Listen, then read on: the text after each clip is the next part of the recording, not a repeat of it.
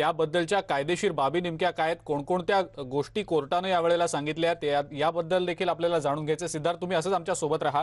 आपल्या सोबत वकील कायदेतज्ञ श्रीरंग पिंगळे देखील आहेत, त्यांची या संदर्भातली प्रतिक्रिया आपण जाणून घेऊया। पिंगळे साहेब, पुन्हा एकदा स्वागत आपलं न्यूज 18 लोकमतमध्ये। सुप्रीम कोर्टाने काही महत्त्वाचे मुद्दे मांडलेले आहेत, हे आरक्षण रद्द केल्याचं सांगताना आणि 50%हून जास्त आरक्षण देणं शक्य होणार नाही। एका कलम 14चं देखील उदाहरण सरकार कोर्टाने यावेळेला दिलेलं आहे। मात्र हे सगळं असताना मराठा समाजाच्या भावना तीव्र आहेत, हे देखील आपण बघितलं। कायदेशीर बाबी कोर्टाने ज्या नमूद केल्या या दरम्यान, त्याबद्दल सोप्या भाषेत काय सांगाल सर? अगदी पूर्ण विवेचन तर पूर्ण निकाल बघितल्यानंतरच करता येईल, परंतु आता जो निकाल प्रोनाऊन्स झालेला आहे त्याच्या आधारावरती सांगायचं झालं, अगदी एका वाक्यात सांगायचं झालं तर अत्यंत दुर्दैवी असा निकाल म्हणावा लागेल। कारण जसा हा मराठा आरक्षणाचाच प्रश्न होता, तसा 50%ची मर्यादा हा पूर्ण देशासमोरचा आज प्रश्न होता। त्याला देखील सर्वोच्च न्यायालयानं पुनर्विचार करण्यासाठी अनुमती दिलेली नाहीये किंवा त्याचा पुनर्विचार करण्यासाठीचा रेफरन्स केलेला नाही। दुसरी महत्वाची बाब याच्यामध्ये एक्स्ट्राऑर्डिनरी सिच्युएशन नाहीये इथपर्यंत माननीय सर्वोच्च न्यायालयानं जे ऑब्झर्वेशन केलेलं आहे ते एक वेळ आपण मान्य करूयात। पण हे करत असताना हे देखील बघितलं पाहिजे की हे जे आयोग आहेत, राज्य मागासवर्ग आयोग असतील किंवा केंद्रीय मागासवर्ग आयोग असतील, हे त्याच इंदिरा सहानीनं गठीत केलेले आहेत, जी इंदिरा सहानी इक्वली या खंडपीठावर देखील लागू आहे। त्यामुळं मग असं म्हणावं लागेल का की आज हे राज्य मागासवर्ग आयोग याच्या कार्यकक्षा या निकालानं रेस्ट्रिक्ट करण्यात आलेले आहेत का? आणि असं असेल तर मग ते इंदिरा सहानीचं उल्लंघन होणार नाही काय? त्यामुळे यावरती अभ्यासपूर्ण विवेचन हे संपूर्ण निकाल बघितल्यानंतरच करता येईल। पण यामध्ये मला एक जो रे ऑफ होप दिसतो तो असा दिसतो की सरकारची ऍक्शन आणि एसीबीसी कायदा हा जरी रद्दबातल झाला असेल तरीही या ठिकाणी कुठेही राज्य मागासवर्ग आयोगाच्या अहवालावरती ऍज सच डायरेक्ट कॉमेंट किंवा ऑब्झर्वेशन मला तरी आढळलेलं नाही। त्यामुळे मला असं वाटतं की सरकार पुढे एक पर्याय आता तातडीनं, जो की आम्ही वारंवार राज्य शासनाला सांगत आलोय की ते करू शकतात, की 102व्या घटना दुरुस्तीच्या अंतर्गत ते तातडीनं या अहवालाचा हवाला देऊन राष्ट्रपतींना रेकमेंडेशन करू शकतात की एसीबीसीची यादीमध्ये मराठा समाजाचा अंतर्भाव करावा। आणि ही ऍक्शन न घेता माननीय अशोकरावजी चव्हाण हे अगदी सभागृहापासून माध्यमांपर्यंत वारंवार गेली 6 महिने सांगतायत की केंद्र शासन काही करत नाही, केंद्र सरकार काही करत नाही।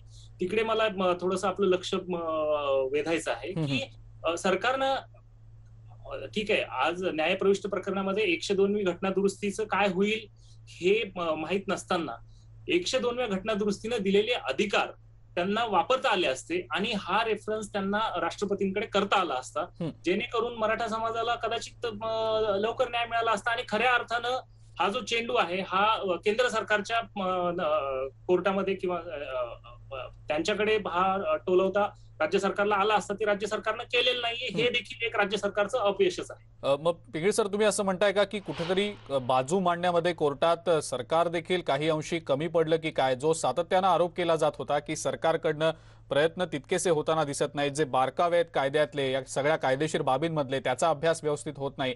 पण मग जसं तुम्ही म्हणताय, सरकार कुठेतरी यामध्ये काही अंशी कमी पडलं असं वाटतं? याच्यावरती कॉमेंट करायला ही थोडीशी अर्ली वेळ होईल, कारण जजमेंट पूर्ण बघितल्याशिवाय, कारण एकंदर जर का आपण बेंचचा मूड बघितला तर त्यांनी कुठल्याही बाबीचा विचार सकारात्मक केल्याचं दिसून येत नाही। त्यामुळे सरकारचा तर दोष आहेच, हे तर मी सुप्रीम कोर्टात देखील मांडले की सुप्रीम कोर्टापासून या राज्य सरकारनं जे राज्य मागासवर्ग आयोगाचे, गायकवाड आयोगाच्या अहवालाचे 4000 पानं लपवून ठेवली आणि हा मराठ्यांसोबत झालेला एक धोका आहे, तो तर मी म्हणजे अमान्य करण्याचं काही कारणच नाहीये।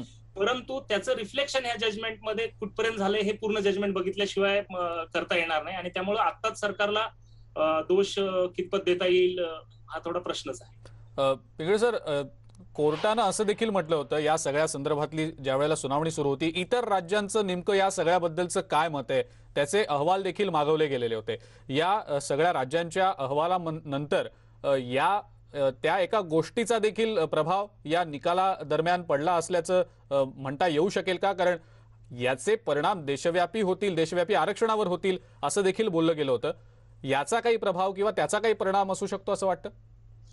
अजिबात असं वाटत नाही सुकृतदर्शनी. त्याचं कारण असं आहे की सर्व राज्यांची इन्व्हॉल्वमेंट ही इंदिरा साहनी लार्जर बेंचकडे रेफरन्स करण्याच्या बाबतीमध्ये होती आणि तो रेफरन्स या निकालानं नाकारलेला आहे. त्यामुळे इतर राज्य सरकारचं कुठलंही म्हणणं गृहीत धरलेलं आहे किंवा ग्राह्य धरलेलं आहे असं अजिबात वाटत नाही. पिंगळे सर, आता काय पुढे काय असा प्रश्न निर्माण होतो. आता तर एक आपल्या समोर जे पर्याय आहेत ते पर्याय नेमके काय असतील आणि सरकारनं आता नेमकं काय केलं पाहिजे? कारण आपण मगाशी ऐकलं मराठा समाजाच्या भावना प्रचंड तीव्र आहेत. येत्या काळात कदाचित या सगळ्या बाबतीत नेमकं काय होईल याबद्दल आता सांगणं कठीण आहे. पण मग आता नेमकं पुढे काय केलं पाहिजे? कोणकोणत्या कायदेशीर बाबी आहेत ज्या बाबी जर आपण आत्ताच त्याबद्दल अभ्यास केला आणि तातडीनं पावलं उचलली तर पुढे काहीतरी करता येऊ शकेल? यामध्ये सरकारसाठी दिलासादायक बातमी एक अशी आहे की निदान 142 खालच्या पॉवर वापरून मान्य सर्वोच्च न्यायालयानं जे चालू असलेलं ओबीसीचं आरक्षण आहे ते अबाधित केलेलं आहे. ही एक जमेची बाजू सरकारसाठी आता तरी मला वाटते. मग त्याचाच क्लू घेऊन राज्य सरकारला केवळ 102व्या घटना दुरुस्तीच्या अंतर्गत आणि राज्य मागासवर्ग आयोगाच्या अहवालानं अधोरेखित केलेलं सामाजिक, शैक्षणिक आणि आर्थिक मागासले पण गृहीत धरून तातडीनं केंद्र सरकारकडे एसीबीसी प्रवर्गामध्ये मराठा समाजाचा समावेश करण्याची रेकमेंडेशन केली पाहिजे असं मला वाटतं. पिंगळे सर, मी थांबवतो तुम्हाला, पुन्हा एकदा येतो आपल्याकडे. छत्रपती संभाजीराजे यांची प्रतिक्रिया आपल्यापर्यंत येते, पाहूया. मराठा समाजाला एसीबीसीचं आरक्षण मिळावं म्हणून दोन्ही विधानसभेत आणि विधान भवनात हा कायदा पारित झाला होता. आणि कायदा पारित झाल्यानंतर हायकोर्टाने त्याला व्हॅलिड धरलं, पण ठराविक लोकांनी त्याला विरोध केल्यामुळं ती याचिका सुप्रीम कोर्टात गेली. सर्वोच्च न्यायालयाने आज जो निर्णय दिलाय की मराठा समाजाला आपण हे आरक्षण देऊ शकत नाही आहे, किंबहुना जो हायकोर्टाने जो निर्णय घेतला होता त्याला आपण स्टँड करू शकत नाही असा आज त्यांनी तो निर्णय दिलेला आहे. शेवटी सर्वोच्च न्यायालयाचा निकाल हा निकाल असतो, पण समाजासाठी हे खऱ्या अर्थाने दुर्दैव आहे असं म्हटलं तर काय चुकीचं होणार नाही. माझी या प्रसंगी एवढीच सगळ्यांना विनंती राहील की जी छत्रपती शाहू महाराजांची भूमिका होती की बहुजन समाजाला आरक्षण मिळावं 1902 मध्ये, त्यावेळी अनुसूचित जाती, जमाती, ओबीसी आणि मराठा समाजाचा समावेश होता. आणि म्हणून माझा हा गरीब मराठ्यांसाठीच हा लढा होता की बहुजन समाजामध्ये समावेश करून जर घेतला तर जातीय जे मतभेद आहेत हे कमी होतील, विषमता कमी होईल. हा माझा वैयक्तिक शिवाजी महाराज शाहूंचा वंशज या नात्याने माझा प्रयत्न होता.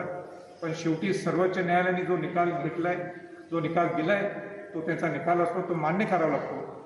पण समाजाच्या दृष्टिकोनातून हा अत्यंत एक दुर्दैवी एक प्रसंगाच्या पुढं किंवा दुर्दैवी असं म्हटलं तर काही चुकीचं होणार नाही असं ह्या प्रसंगी मी एवढंच सांगू शकतो.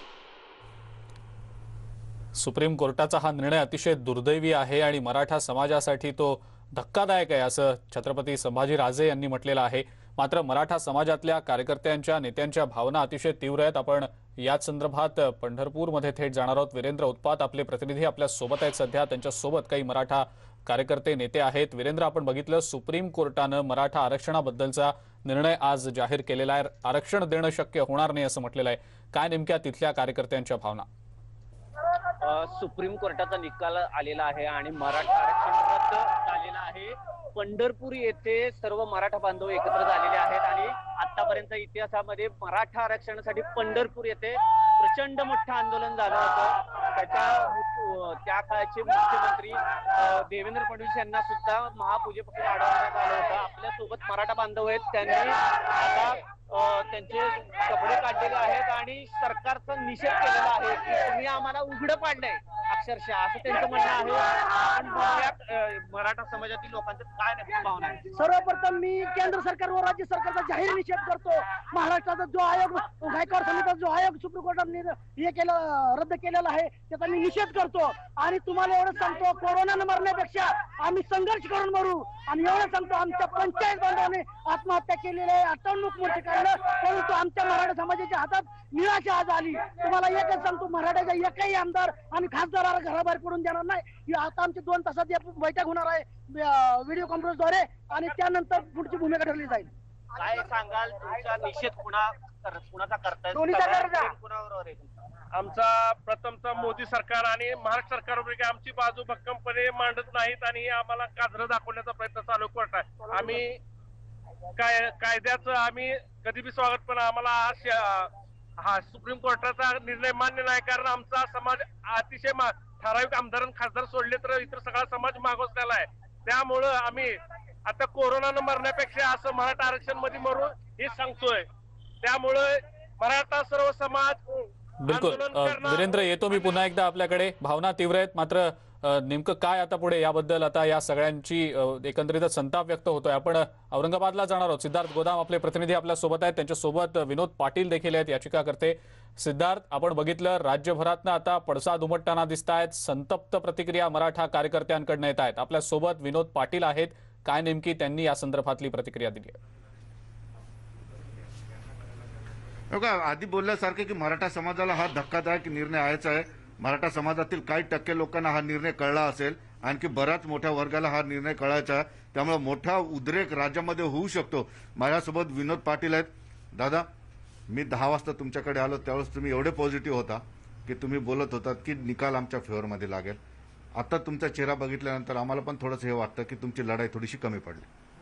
नाही, निश्चित आपण जर बघितलं की आम्ही कॉन्फिडेंट याच्यासाठी होतो की मागास आयोगाचा रिपोर्ट आहे, मुंबई हायकोर्टाने शिक्कामोर्तब केलेला आहे, आणि सुप्रीम कोर्टामध्ये जनरली एक पद्धत म्हणण्यापेक्षा न्यायालय फाइंडिंग बघतं की कशाचा याला आधार आहे, आणि हा आधार कॉन्क्रीट आमचा आधार आहे.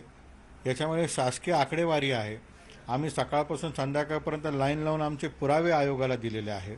आजही आमचे कॉलवरचे घर आहे, आजही गाईच्या गोठ्यामध्ये राहणारा मराठा समाज आहे, आणि सगळं असताना आयोगाचा रिपोर्ट कुठल्या आधारावर नाकारला ते डोक्याच्या पलीकडं आहे. त्यामुळे डिटेल ऑर्डर आल्यानंतर आमच्या लक्षात येईल की नेमकं काय घडलेलं आहे. याच पलीकडं न्यायालय नवीन फाइंडिंग देतं. न्यायालय मेडिकलचे ॲडमिशन्स आणि मेडिकलमध्ये झालेली प्रोसेस स्वीकारतं, मराठा आरक्षण त्या ठिकाणी नाकारतं. याचबरोबरीने न्यायालय सांगतं की इंदिरा साहनी खटल्याचा पुनर्विचार करण्याची काय गरज आहे, आणि लोकसभा संसद EWSसाठी 50% मर्यादा ओलांडतं, 10% EWS आरक्षण देतं. मग या सर्वांमध्ये कुठंच साम्य नाही. तर फार मोठा धक्का आम्हाला पडलेला आहे. तुम्हाला काय वाटतं की जो गायकवाड आयोग आहे तो स्वीकारला नाही, काय कमी राहिले असतील असं वाटतं तुम्हाला? नाही, आता न्यायालयाची एक वेगळी गरिमा आहे, न्यायालयाच्या विरोधात आम्ही बोलू शकत नाही. परंतु मला असं वाटतं की तो जो रिपोर्ट आहे तो मराठा समाजाचा आरसा आहे.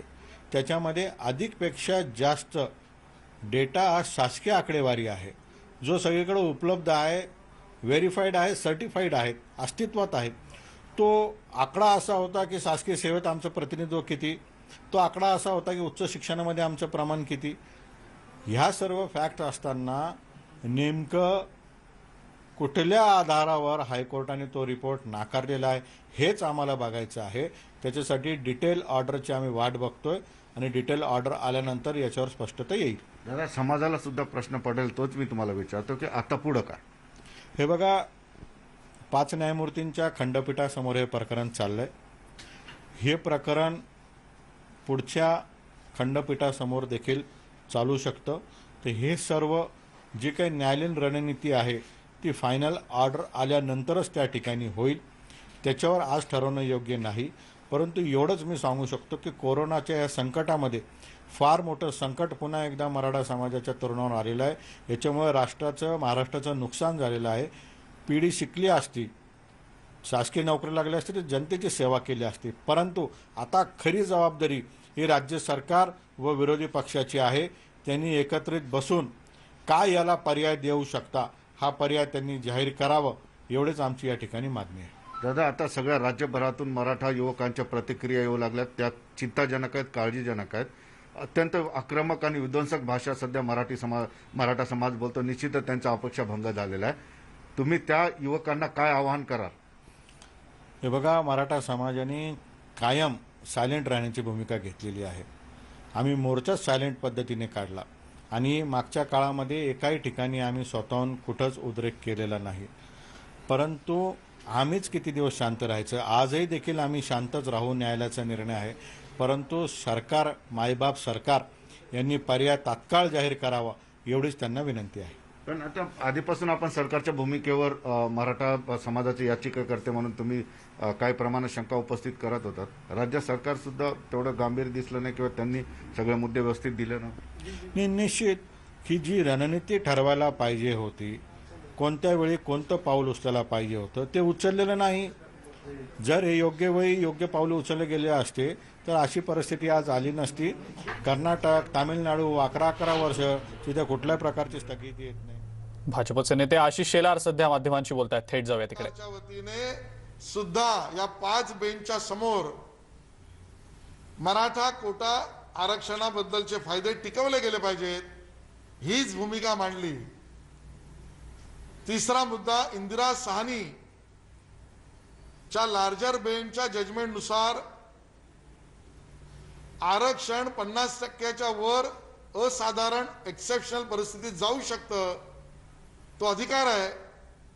या लार्जर बेंचच्या जजमेंट बाबत सुप्रीम कोर्टाने कुठेही त्याच्यावर भाष्य करून किंवा त्याच्या विरोधात भाष्य केल्याचं दिसत नाहीये. त्यामुळे तेही अधिकार अबाधित राहिलेले आहेत.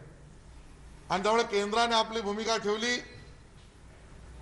फडणवीस सरकारने जे केलं ती मेहनत, तो पूर्वाभ्यास आणि गायकवाड कमिशनचा रिपोर्ट याला पाण्यात घालण्याचं काम आताच्या महाराष्ट्र विकास आघाडी सरकारने केलंय. आणि म्हणून आम्ही महाराष्ट्र विकास आघाडी सरकारला विनंती करतो, अजूनही हा विषय कुठल्याही अहंकाराचा नाही. सोशली इकॉनॉमिकली बॅकवर्ड क्लास असलेल्या आमच्या मराठा बंधू भगिनींना सुद्धा, युवकांना त्यामध्ये आरक्षणाचे फायदे हे मिळाले पाहिजेत.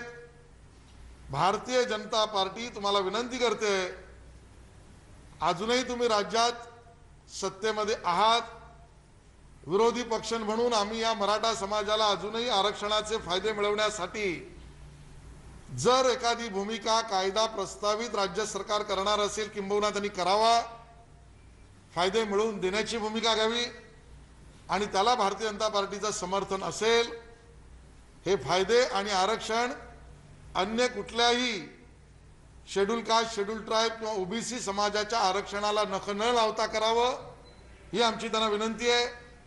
आणि अजूनही मराठा समाजाला त्यातले फायदे मिळण्याच्या साठी सरकारच्या बरोबर राहण्याची आमची भूमिका आहे. प्रश्न असा आहे, देवेंद्र फडणवीसांनी हे आरक्षण मिळवून दिलं.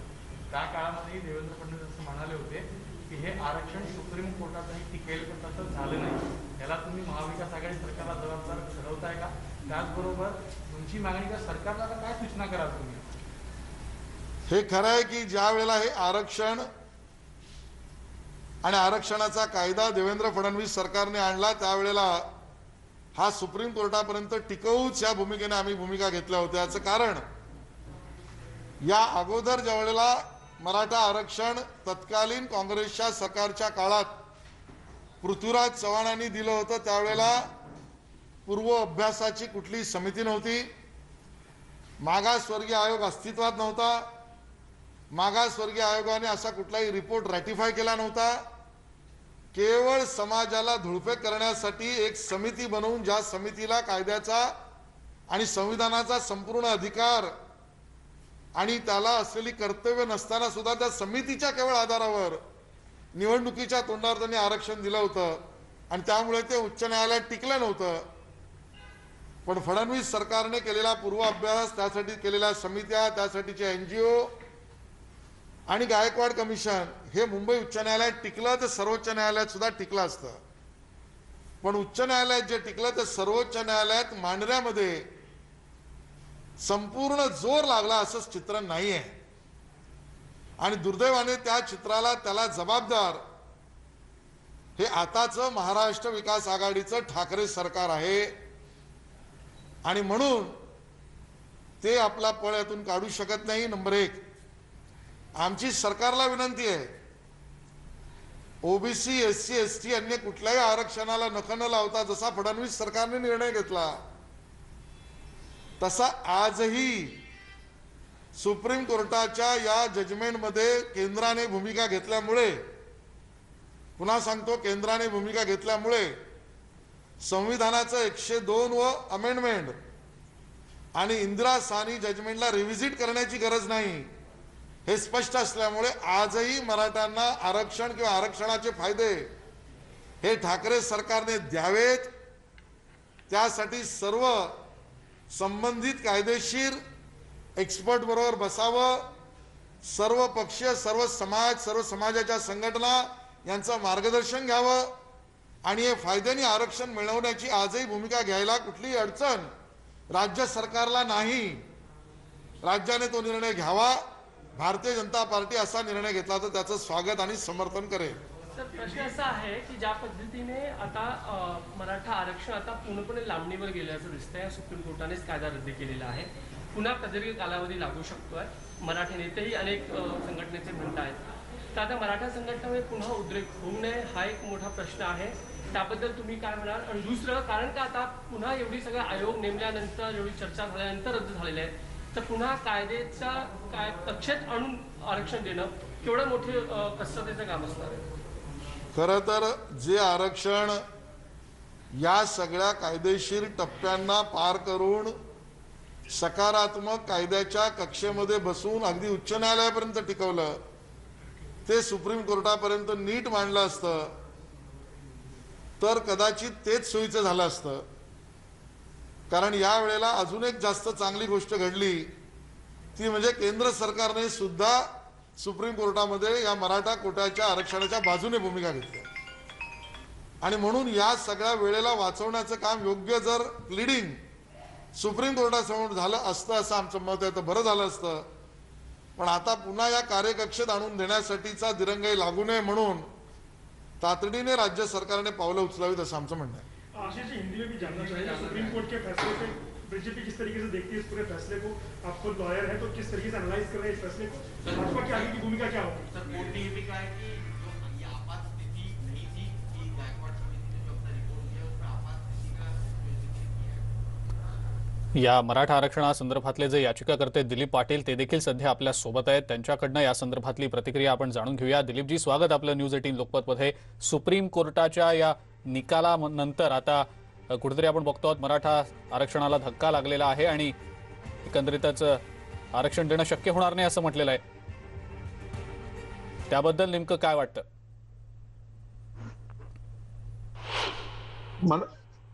मराठा आरक्षण जे आता सुप्रीम कोर्टाने,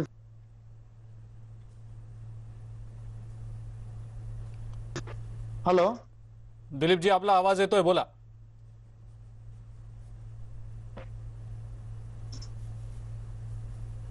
हॅलो दिलीपजी, आपला आवाज येतोय, बोला. हा, येतोय आवाज. आता जे सुप्रीम कोर्टाने जे मराठा आरक्षण फेटाळलेलं आहे सगळ्यात मोठा कारण जर सगळ्या देशातलं सगळ्यांचं आरक्षण जर का 50% वर सगळे आरक्षण आहे मध्ये आहे, जर का आरक्षण असेल, मला वाटतं की जवळजवळ 28 राज्यामध्ये जर का 50% आरक्षण असून मराठा समाजावर जर का अशा पद्धतीनं, म्हणजे महाराष्ट्राचं राज्य सरकार कुठेतरी कमी पडलेलं आहे आणि राज्य सरकारला वारंवार आम्ही सांगितलेलं आहे तुम्ही कमी पडताय. तुम्ही अशोकराव चव्हाण साहेबांना तिथं तुम्ही घेतलेलं आहे, 1 नंबरचा त्यांनी इनिफिशियंट माणूस आहे. या व्यक्तीनं आतापर्यंत कुठलंही मराठा समाजाचं काम बरोबर केलेलं नाही आहे आणि या व्यक्तीला आम्ही बऱ्याच वेळा सांगत होतो, माननीय मुख्यमंत्री महोदयांना सांगत होतो की अशोकराव चव्हाण साहेबांचा पहिल्यांदा राजीनामा घ्यायला पाहिजे. तिने आतापर्यंत केलं नाही. आताच आमचं म्हणणं आहे की आता मुख्यमंत्र्यांनी राजीनामा द्यायला पाहिजे. कारण मराठा समाजाची आत्ताची परिस्थिती अशी आहे की आमचं जर का जे गेले 40-50 वर्षाचं जे काही आशा होती, आम्ही कुठल्या तर आशेवरनं आता टिकून राहणार होतो, तर अशा ठिकाणी जर का आरक्षण फेटाळलं असतं, या नाकर्त्या सरकारचं हे चुकीचं हे आहे. आणि यामुळे पहिल्यांदा अशोकराव चव्हाणांना आता ठेवू नका या मुख्यमंत्री साहेबांनी राजीनामा द्यायला पाहिजे, कारण नेहमी त्यांनी पाठिंबा दिलेला आहे आणि त्याच्या पाठीशी राहिलेला आहे. आणि त्या मुख्यमंत्री साहेबांना आम्ही विनंती करतो, कृपया राजीनामा द्या. मराठा समाज जो महाराष्ट्रातला जवळजवळ 35-40% आहे, या समाजावर जर तुम्ही त्या न्याय देऊ शकत नाही तर त्या खुर्चीवर बसला ती खुर्ची पहिला तुम्ही खाली केली पाहिजे, अशी आमची पहिली प्रतिक्रिया आहे. दुसरा असा आहे की मराठा समाज प्रत्येक वेळी आम्ही आंदोलन करताना आम्ही आंदोलन हे शांततेच्या भूमिकेतनं केलेलं आहे. कायम आम्ही बघितलेलं आहे की कधी इतर जनतेला त्रास होऊ नये. आता जो लोकांच्या प्रतिक्रिया आहेत या तीव्र प्रतिक्रिया आहेत, कोरोनाचा काळ आहे तरी देखील